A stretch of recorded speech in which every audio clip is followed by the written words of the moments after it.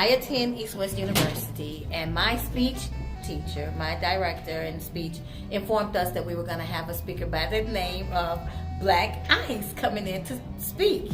And I'm thinking, Blaq Ice? Is this the Blaq Ice I know, Blaq Ice? Right. So I inquired to her more about it, and she said about he was a poet, and I'm like, this can't be. It's only one Blaq Ice. It's only one Blaq Ice. And me and her shared a little bit about the Blaq Ice we both knew, and I'm like, that's the Blaq Ice I know. We worked together.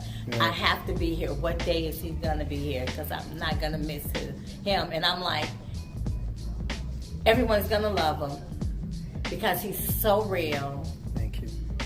He speaks from the heart. His poetry is real.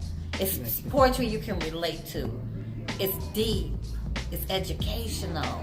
Thank you. And I love it. And the best thing about Blaq Ice that I love is the attention he gives each and every person that attends a speech, a performance, whether he's paid, not paid.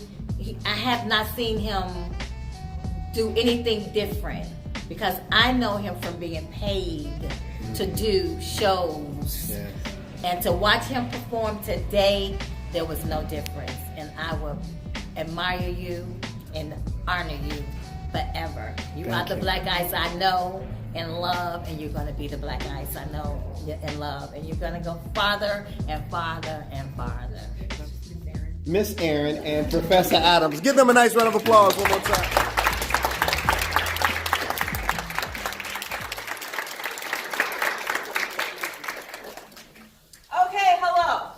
I met Blaq Ice 7 years ago when I came to a performance, and it was a small room, just a few people, but we really loved it, and there were lots of tears because it's a very heartfelt performance, and I cried throughout the entire performance.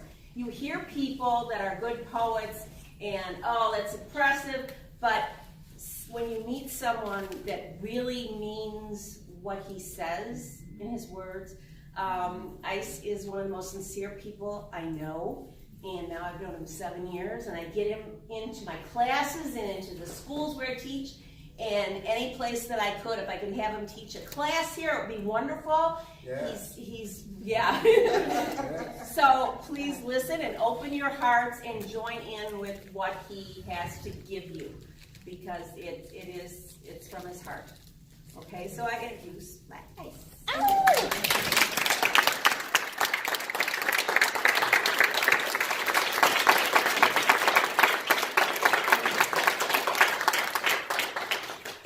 You know, the elevator is a funny thing because we all go through things in our life. Some of us have a bigger head start than other people. Some of us, as a child, were orphaned off. We were put in the system. And we had to fight and scratch and claw our way to get to where we are right now. Some of us grew up in a household with just one parent. And we fell victim to those daddy issues or mama issues. I ain't got no daddy, I ain't got no mama. So the first man that showed you love,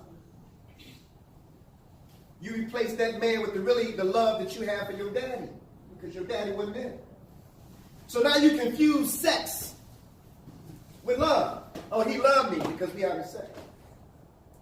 He made me feel good. And then there are other people who grew up in a household with a mother and a father, but had an uncle that molested them, or had a cousin that molested them, or had a brother that molested them. These are the psychological issues that we've had to deal with to get to the point where we at today. But we are survivors. Let me hear somebody say, I'm a survivor. I'm a survivor. I need y'all to say it like y'all mean it. I'm a survivor. I'm a survivor. God didn't bring you to this point to let you down. I'm telling you, man. God is so good that He put things in science and He puts things in nature. And if you look at the ant could carry things that's multiple times its own weight. or size. The ants get with the other ants and say, hey, look, we're going to build a colony. We're going to work with something. We're going to work with something that's going to be for the betterment of everybody as a whole. But they want to look at you and say, you Hispanic. They want to look at you and say, you African American. They want to look at you and say, you Asian American. They want to separate us so that we would never have no power to achieve anything or do anything working together and united with one another. That's why, despite what our religious beliefs are, our sexual preference is, despite all of those things, we got to find a common goal and a common way to work together to achieve things, because we can't do it on our own. I just can't come up here and say, I want all of you all to come down here, I got something to speak to you about. No, I had to work in harmony with the professors and the doctors that are here in order to make things happen today. So I am humble. When I think about all the trouble in my life that I've been through, all the things that I've gone through, and I'll talk about that a little bit later on in this program, it takes me back to my beginning. And we all have the same beginning. All of us started as a sperm cell that was sitting somewhere inside of your daddy, in the testicle, swimming around. A little bit of sex education with the history, with the education. We all started as a sperm cell.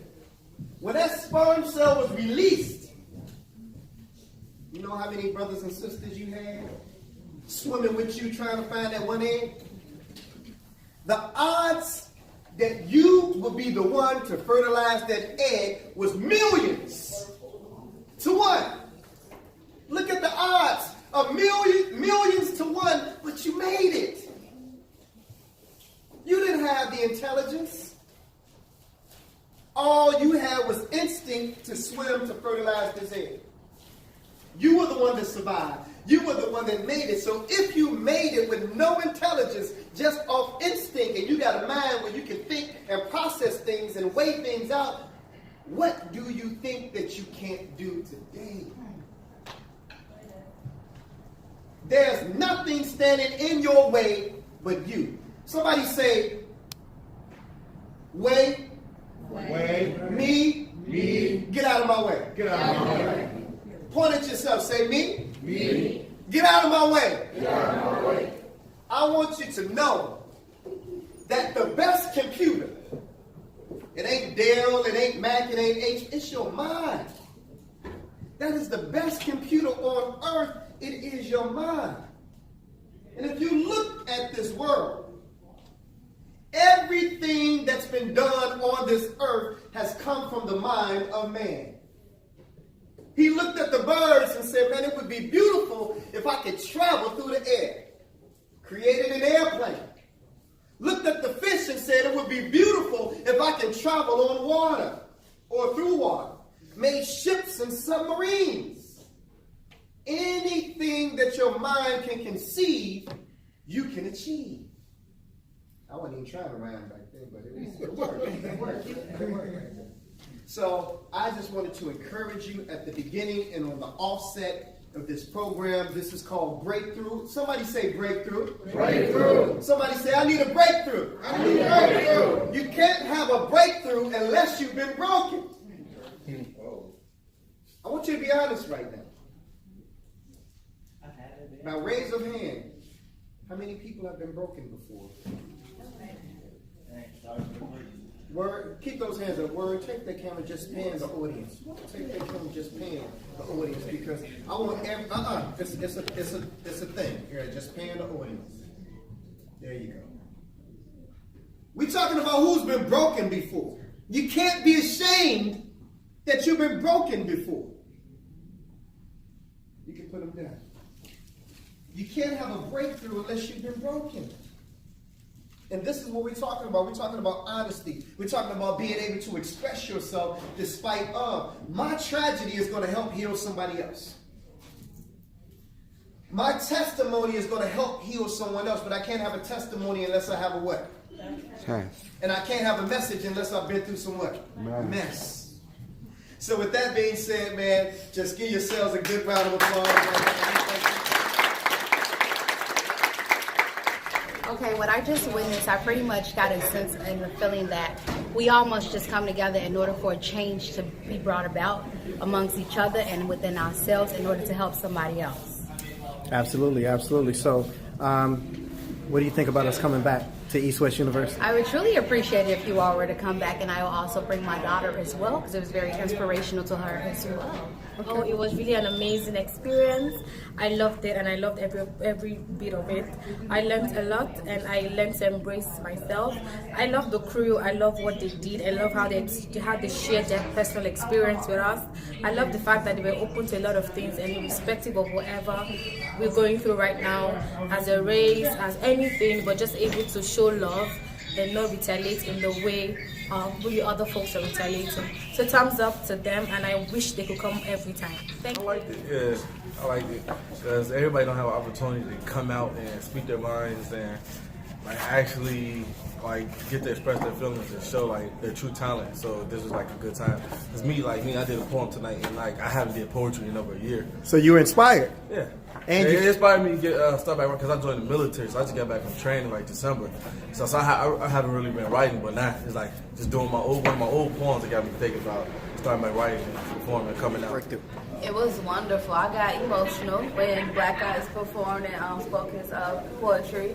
It was, I'm very shy, so I ended up getting up. So it did inspire me to finally get up. This is my 4th performance, and I thank you because I need to get up and do it more. But it was very good, and you spoke out on a lot of topics that needed to be talked about. Beautiful. I felt a certain strength, I kid you not, I felt a certain strength, passion, and power that I had not got from certain poets in a long time, man. Wow. I kid you not. Thank you for that passion and that power you gave me today, man. Thank you so You much, inspired man. me too, I promise you did. You guys missed a very inspirational, the entire thing was inspirational thing that just went down here in East West. It was very touching. Everyone got up and shared how they felt, and poetry is always something that comes from the heart, and that's what we had here today in East West University. And I just wish you guys were here today. I mean, I have nothing to say. It was just bomb.